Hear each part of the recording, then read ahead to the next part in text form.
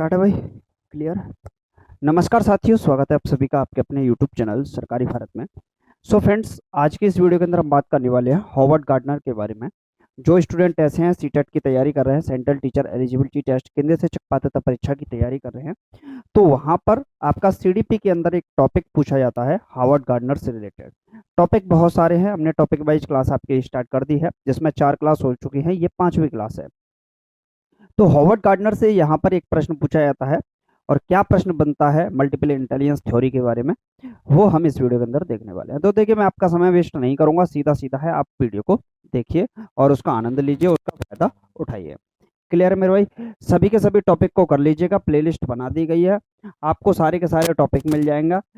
तो उसकी पीडीएफ भी आपको मिल जाएगी हमारे टेलीग्राम चैनल पर, जिसका लिंक वीडियो के डिस्क्रिप्शन में दे रखा है, वहां से आप लोग ज्वाइन कर लीजिएगा। देखिए, हॉवर्ड गार्डनर की बात करें तो मेरे भाई हॉवर्ड गार्डनर, इन्होंने दिया था मल्टीपल इंटेलिजेंस थ्योरी। क्या दी थी? मल्टीपल इंटेलिजेंस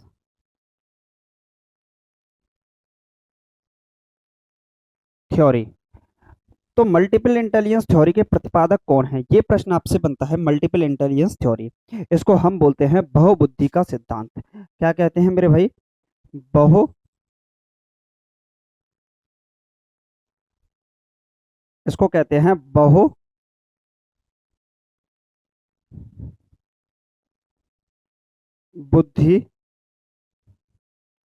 का सिद्धांत। क्या कहते हैं मेरे भाई इसको? मल्टीपल इंटेलिजेंस थ्योरी इनके द्वारा दी गई थी, बहुबुद्धि का सिद्धांत बताया था।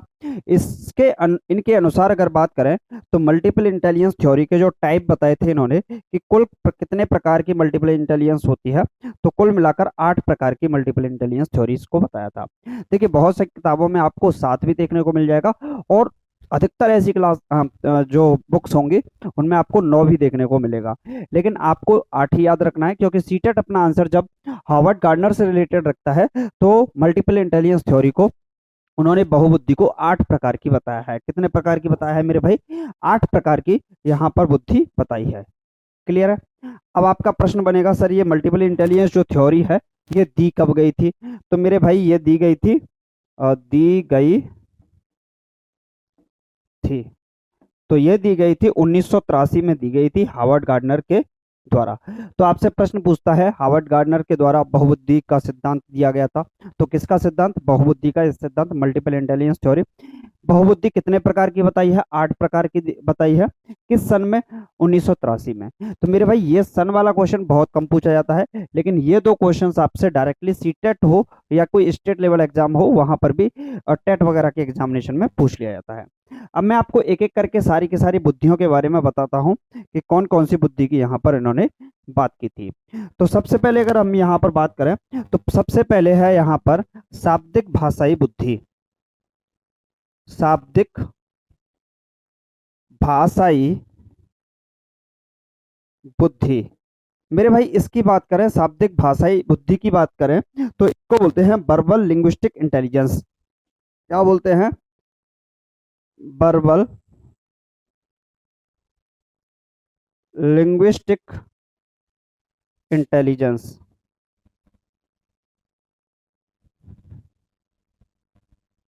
क्या बोलते हैं?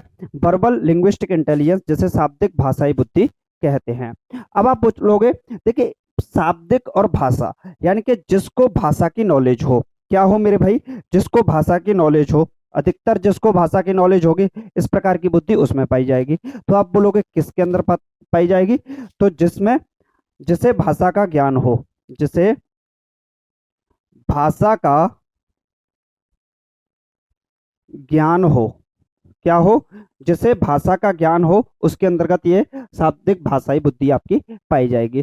तो भाषा का ज्ञान किसके अंतर्गत हो सकता है? तो आपको यहाँ कवि, जो पोइटर दे रखे हैं, लेखक जो दे रखे हैं, लेखक हुआ, कवि हुआ, ये सारे के सारे इनके अंतर्गत आपको भाषा का ज्ञान देखने को मिल जाता है। किसका ज्ञान देखने को मिल जाता है?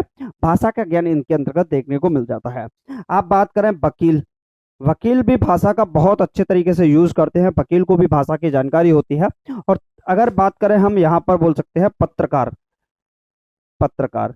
बाकी आप लोग etc आदि, यानी कि और भी आपके दिमाग में कोई चल रहा है तो वो भी हो सकता है। तो आप पत्रकार की बात करें, वकील की बात करें, लेखक की बात करें, कवि की बात करें, तो ये किस प्रकार की बुद्धि के अंतर्गत आते हैं मेरे भाई? तो ये आते हैं आपकी शाब्दिक भाषाई बुद्धि, जिसे वर्बल लिंग्विस्टिक इंटेलिजेंस कहते हैं।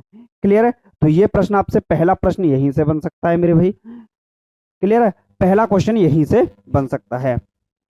ठीक। दूसरी बात करें तो दूसरी प्रकार की जो बुद्धि की बात की गई है, दूसरी प्रकार की बुद्धि की जो बात की गई है वो किस प्रकार की बुद्धि की बात की गई है? तार्किक गणितीय बुद्धि की बात की गई है। किसकी? तार्किक गणितीय बुद्धि। तार्किक गणितीय बुद्धि की बात की गई है। इसको बोल सकते हो आप लॉजिकल लॉजिकल मैथमेटिकल इंटेलिजेंस बोल सकते हो। Logical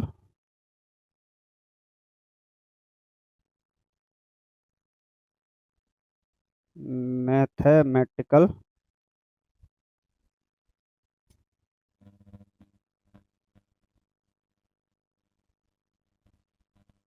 intelligence. क्या बोलते हैं इसको?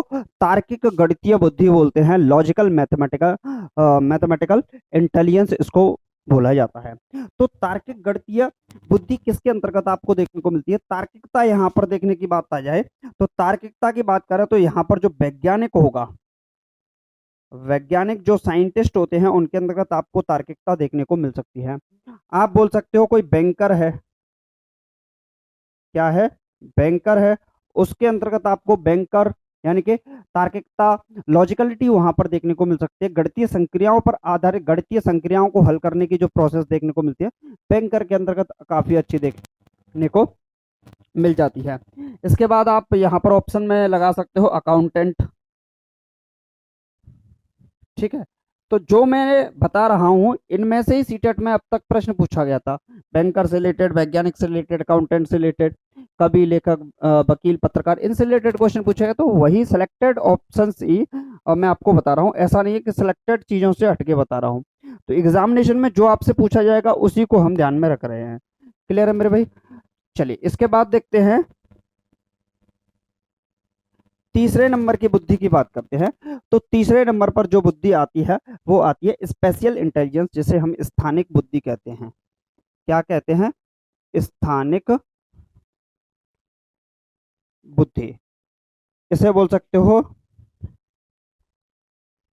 Special intelligence.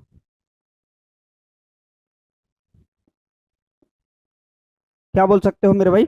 स्पेशल इंटेलिजेंस बोल सकते हो, स्थानिक बुद्धि इसको हम कह सकते हैं। तो जो स्थानिक बुद्धि है और जो मानचित्र के बारे में बहुत ज्यादा जानकारी रखते हैं, मानचित्र विशेषज्ञ, उनके अंतर्गत इस चीज को देखने को मिल सकता है। अब यूट्यूब पर ही बात करें तो खान सर मानचित्र के बारे में विशेषज्ञ बहुत बड़े हैं, तो स्थानिक बुद्धि उनके अंतर्गत देखने को मिलती है। बाकी यहाँ पर स्थानीय यानी कि चीजों के बारे में पता होना चाहिए, यानी कि मानचित्र विशेषज्ञों को आप लिख सकते हो मानचित्र विशेषज्ञ। किसको रख सकते हो? मानचित्र विशेषज्ञ को रख सकते हो। आप मूर्तिकार को भी रख सकते हो। मूर्तिकार को कौन सी चीज किस स्थान पर रखनी है, स्पेशल इंटेलिजेंस उसके अंदर भी देखने को मिलेगी। आप चित्रकार को भी देखने को रख सकते हो, चित्रकार। क्लियर है? किसको रख सकते हो? आप चित्रकार को भी रख सकते हो। तो मूर्तिकार को रखना, विशेषज्ञ को रखना, चित्रकार को रखना, ये सारी की सारी चीजें आपको देखने को मिलेंगी। आर्किटेक्चर को देखना, ये सारी की सारी चीजें आपको यहाँ पर देखने को मिलेंगी स्पेशल इंटेलिजेंस में। क्लियर है मेरे भाई? इसके बाद अगर हम बात करते हैं, इसके बाद चौथे नंबर पर अगर हम बात करें तो यहाँ पर शारीरिक गतिक बुद्धि आपको देखने को मिलेगी। शारीरिक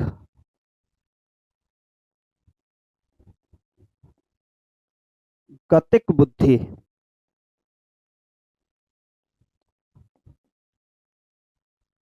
बॉडीली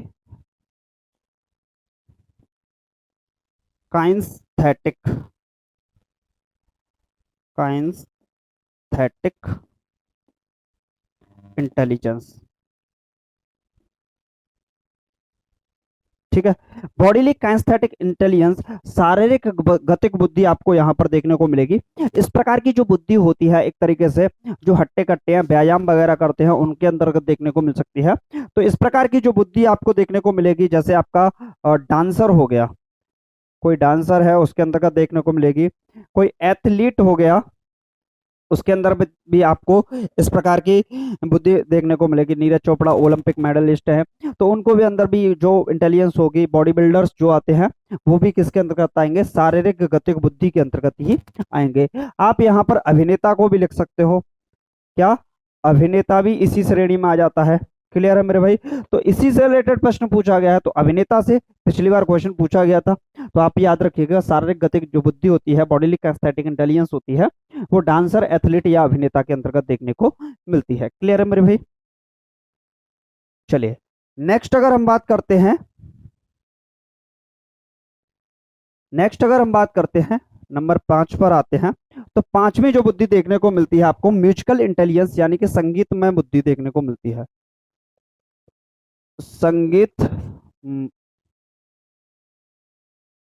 संगीतमय बुद्धि, इसको बोल सकते हैं म्यूजिकल इंटेलिजेंस।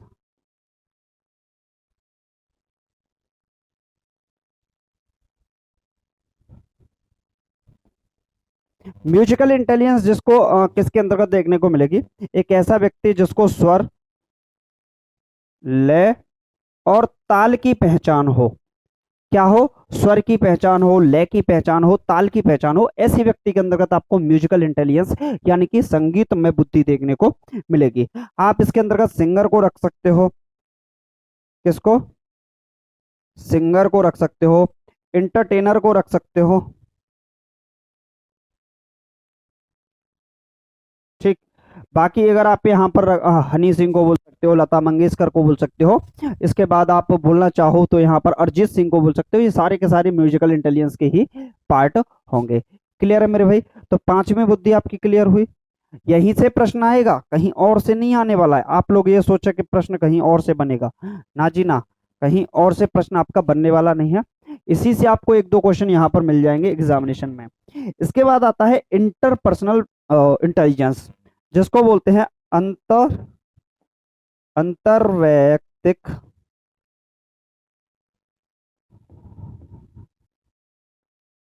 अंतरवैयक्तिक बुद्धि,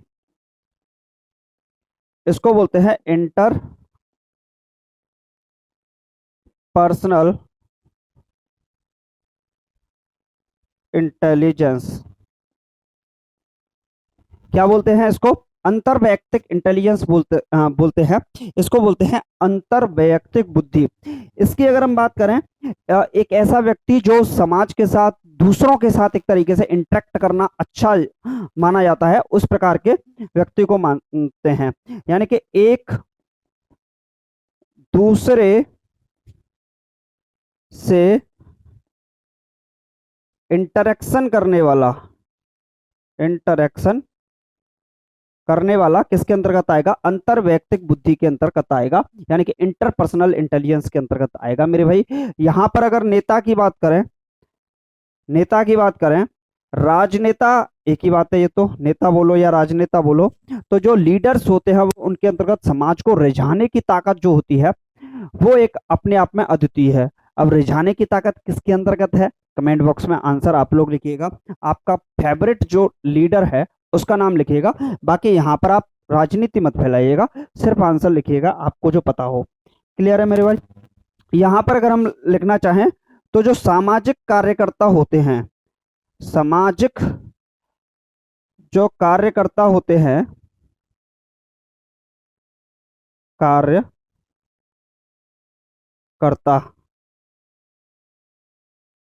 जो सामाजिक कार्यकर्ता होते हैं वो किस श्रेणी के अंतर्गत आते हैं, अंतरवैयक्तिक इंटरपर्सनल इंटेलिजेंस के अंतर्गत आते हैं। क्लियर है मेरे भाई। इसके बाद अगर हम बात करें, इसके बाद बात करते हैं हम, तो 7वें नंबर पर आते हैं, जिसको बोलते हैं अंतः वैयक्तिक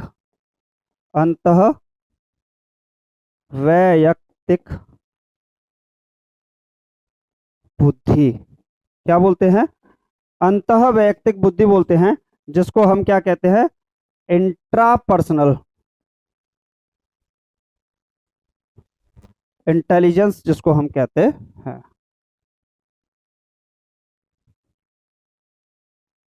क्या कहते हैं, इंट्रापर्सनल इंटेलिजेंस कहते हैं, अंतः वैयक्तिक बुद्धि इसको कहते हैं। एक ऐसा व्यक्ति जिसकी बात करें जो खुद से खुद के साथ इंटरेक्ट करे, ऐसा बोल सकते हो, जो खुद के साथ इंटरेक्ट करे, खुद के साथ इंटरेक्ट, क्लियर है। तो खुद के साथ इंटरेक्ट करने वाला कौन सा हो जाएगा, तो इसमें आध्यात्मिक जो गुरु होंगे, आध्यात्मिक जो गुरु होंगे, या फिर आप बोल सकते हो जो सन्यासी होंगे, या फिर आप बोल सकते हो साधु संत जो होंगे, वो सिर्फ सिर्फ किसके अंतर्गत आएंगे, तो वो इंट्रा पर्सनल इंटेलिजेंस यानी कि अंतः वैयक्तिक बुद्धि की अंतर्गत आएंगे। इसी में से कोई ना कोई क्वेश्चन आपसे पूछ लेगा। और लास्ट वाला जो होता है हमारा, वो होता है नेचुरलिस्टिक इंटेलिजेंस। क्या होता है मेरे भाई, लास्ट वाला जो होता है वो होता है 8वें नंबर पर प्रकृतिवादी बोल सकते हो, प्रकृतिवादी बुद्धि इसे बोल सकते हो, नेचुरलिस्टिक इंटेलिजेंस।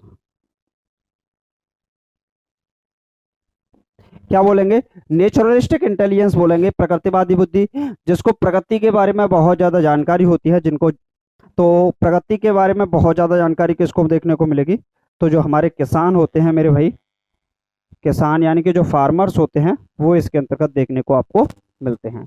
क्लियर है मेरे भाई। तो ये थी आपकी हॉवर्ड गार्डनर का बहुबुद्धि का सिद्धांत, जिसमें 8 प्रकार की बुद्धियों को बताया।